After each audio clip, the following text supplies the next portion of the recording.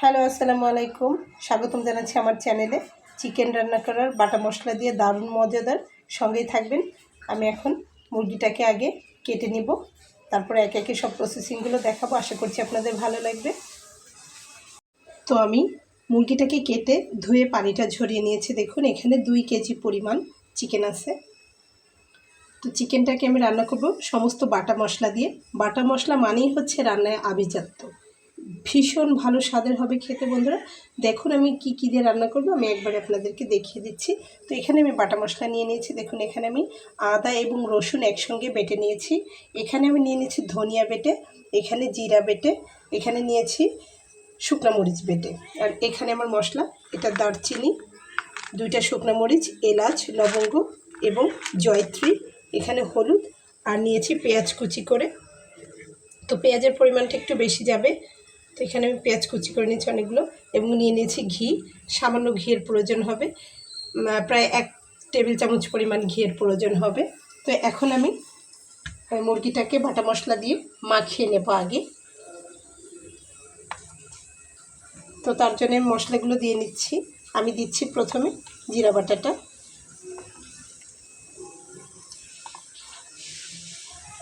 দিয়ে নিচ্ছি ধনিয়া বাটাটা, আদা রসুন বাটা, শুকনো মরিচ বাটা, দিয়ে নেব হলুদের গুঁড়া। তো এখন আমি এর ভেতরে দিয়ে নেব লবণ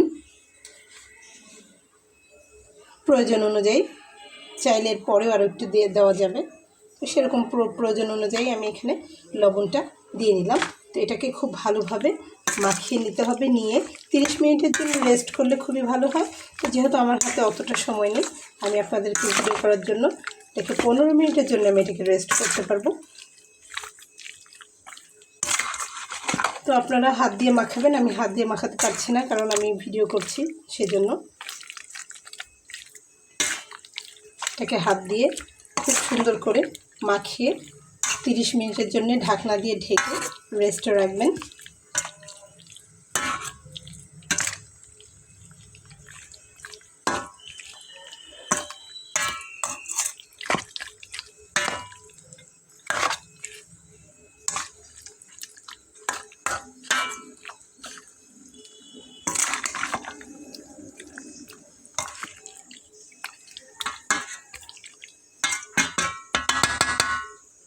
তো আমি এটাকে মাখিয়ে নিলাম। এবার একটা ঢাকনা দিয়ে ঢেকে এটাকে আমি 15 মিনিট এরকম রেস্টে রাখবো ঢেকে। তো এবার এখানে চলে আসি। তো মশলার ক্ষেত্রে আমি এই যে তেজপাতা এবং 2টা শুকনো মরিচ, এটাকে রেখে দেব।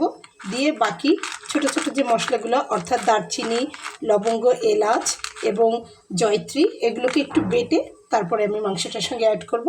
আর দারচিনিটাকে তো বাটতে পারবো না, এটাকে গোটাই দিয়ে নিতে হবে একটু ভেঙে। তো ব্যাস, এই চলুন এটাকে তাহলে আমি একটু বেটে নিই। তো দেখুন আমি এটাকে শিলে দিয়ে ভালো করে কষার চেষ্টা করছি। এক হাত দিয়ে আমি একটু সামান্য পানি দিয়ে নেব।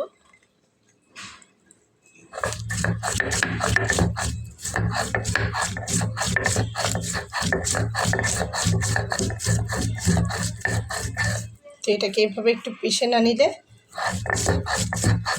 হবে না। তো মশলাটাকে আমি বেটে নিয়েছি, নিয়ে আমি চামচটাতে তুলে নিয়েছি। এখন আমি কড়াইটাতে তেল দিয়ে নিয়েছি, পেঁয়াজ দিব। তো আমি পুরো পেঁয়াজটা দিব না,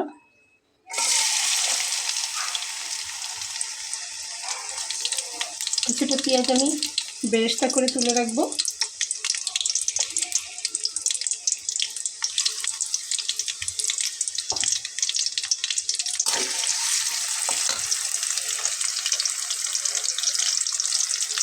তো বন্ধুরা, তেলের পরিমাণটা কিন্তু একটু বেশি দিতে হবে। তো দেখুন আমি আমার রান্নাটা কমপ্লিট করতে প্রায় 1 পর একটু বেশি তেল লাগবে।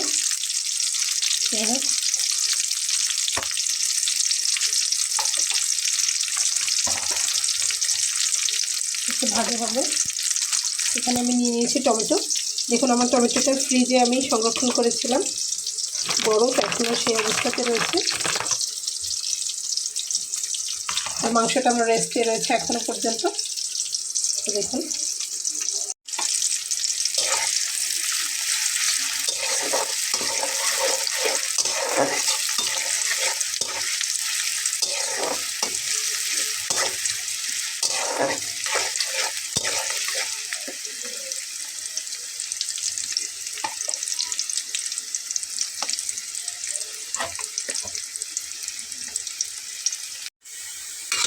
তো পেঁয়াজটা কিন্তু আমার ভাজা হয়ে গেছে। এখান থেকে আমি কিছুটা তুলে নেব তেলটাকে ঝরিয়ে।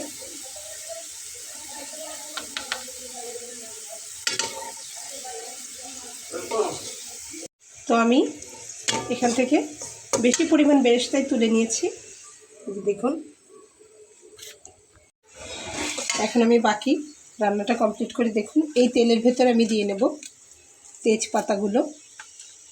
এখানে আমি একটা তেজপাতাকে ছিঁড়ে 4 খণ্ড করে নিয়েছি, অনেক বড় তেজপাতা। দিয়ে নিলাম দারচিনি, দিয়ে নিলাম 2টা শুকনো লঙ্কা, এবং আমি দিয়ে নেব গোটা জিরা।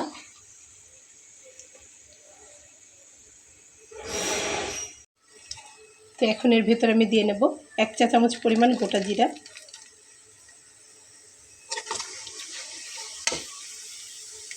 সেই সঙ্গে দিয়ে নেব টমেটো।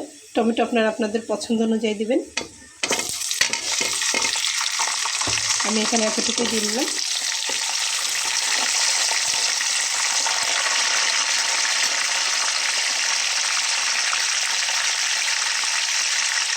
তাকে খুব ভালোভাবে আমি কষিয়ে নেব।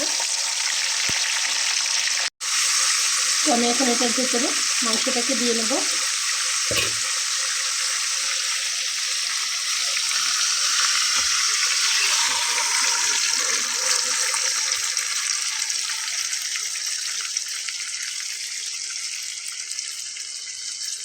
চুলার আঁচটাকে একটু বাড়িয়ে দেব।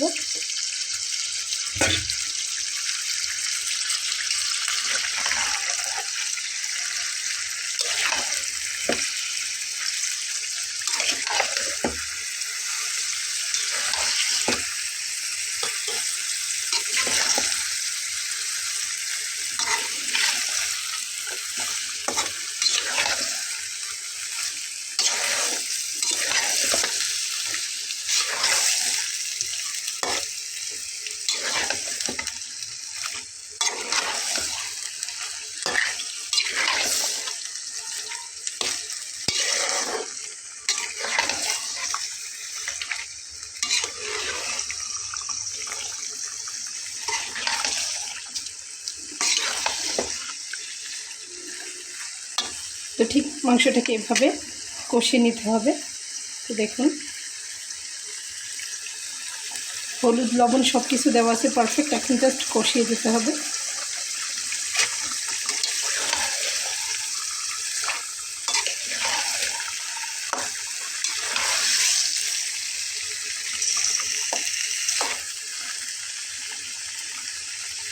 তো তেলের পরিমাণটা দেখুন একটু গাইস।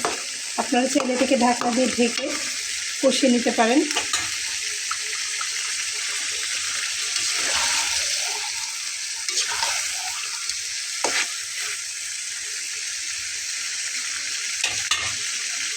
তো আমি এটাকে ঢাকনা দিয়ে ঢেকে কষাতে দিব। তো আমার মাংসটা কষা হচ্ছে, আমি ঢেকে কষিয়েছি, কোনো রকম পানি দেইনি, অ্যাড করিনি। তারপরে কতটা ঝোল বেরিয়েছে। তো এইভাবে এটা আরও খানিকটা সময় কষা হবে। তো আমি এখন দেখিয়ে দেবো আপনাদের। আলু নিয়েছি আমি। আমার বাসায় আলু ছাড়া মাংস রান্না কল্পনা করা যায় না। আলুটা সবাই এত পছন্দ করে। তো আলুগুলোকে আমি লবণ হলুদ দিয়ে সিদ্ধ করে নিয়েছি, কারণ যেহেতু মুরগিটা নরম হয়, তারপর আবার ম্যারিনেট করে রান্না করেছি, ওটা খুব দ্রুত সিদ্ধ হয়ে যাবে, কিন্তু আলুটা সিদ্ধ হতে চায় না। তো তখন কিন্তু স্বাদে ব্যাঘাত ঘটে। তো যার জন্য আলুটাকে আমি সিদ্ধ করে নিচ্ছি, যাতে মুখে দিলেই মিলিয়ে যায়। তো সঙ্গেই থাকুন।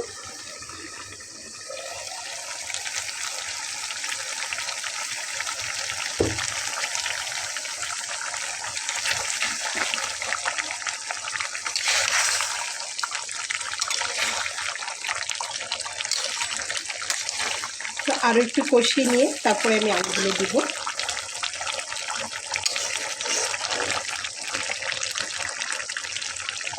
মুরগিটাতে যে পানি আছে এই পানি দিয়ে আমার রান্না কমপ্লিট হয়ে যাবে। এবং এছাড়াও আমার সিদ্ধ আলুর ভেতরে সামান্য পানি রয়েছে, তো এটা দিয়ে আমার রান্নাটা পুরো কমপ্লিট হয়ে যাবে।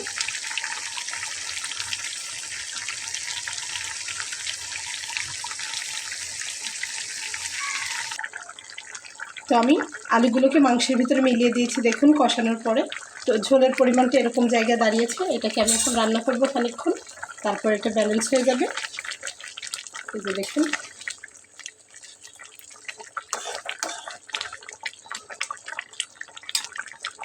তো আমি এটাকে এখন ঢাকনা দিয়ে ঢেকে রান্না করব, তাতে করে আমার সব কিছু সিদ্ধ টিদ্ধ ভালো হবে একদম। তো ঢাকনা দিয়ে ঢেকে দিলাম।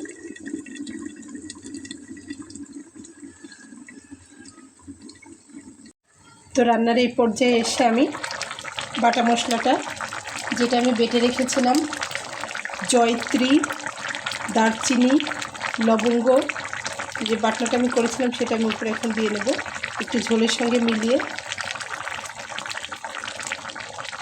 দিয়ে দিই।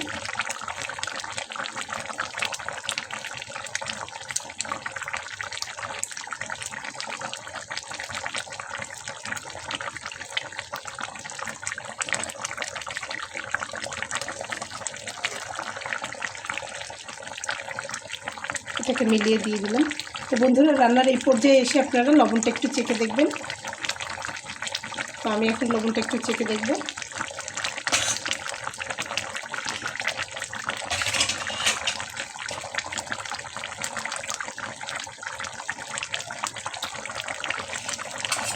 লবণটা আমার একদম পারফেক্ট হয়েছে, আমি আর দিব না।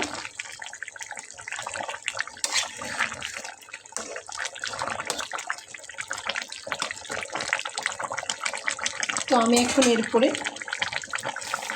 ভাজা পেঁয়াজগুলো দিয়ে নেব।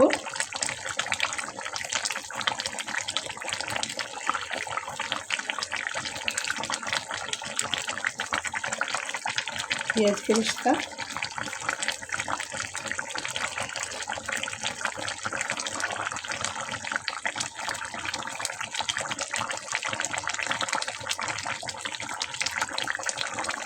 দিয়ে নিলাম।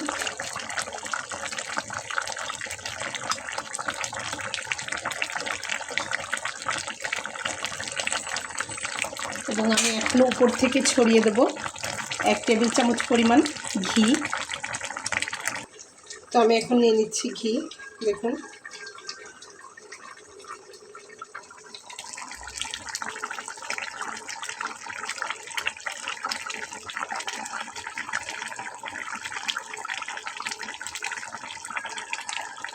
আর একটু দিয়ে দেবো।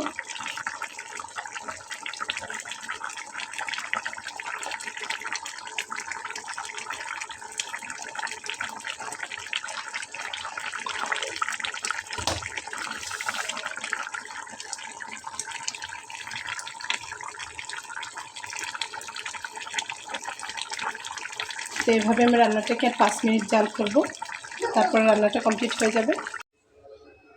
তো রান্নাটা কমপ্লিট হয়ে গেছে দেখুন। যে মুরগি আপনারা এভাবে রান্না করবেন না কেন, কক হোক, দেশি হোক, মোরগ হোক, মুরগি হোক, পোলট্রি হোক, তো যেই মুরগি আপনারা রান্না করবেন রান্নার স্বাদ একদম মুখে লেগে থাকার মতো। তো দেখুন লেগে থাকতে বাধ্য, এত মজাদার। তো রেসিপিটি ফলো করে বাসায় ট্রাই করে দেখবেন, কেমন হলো জানাবেন।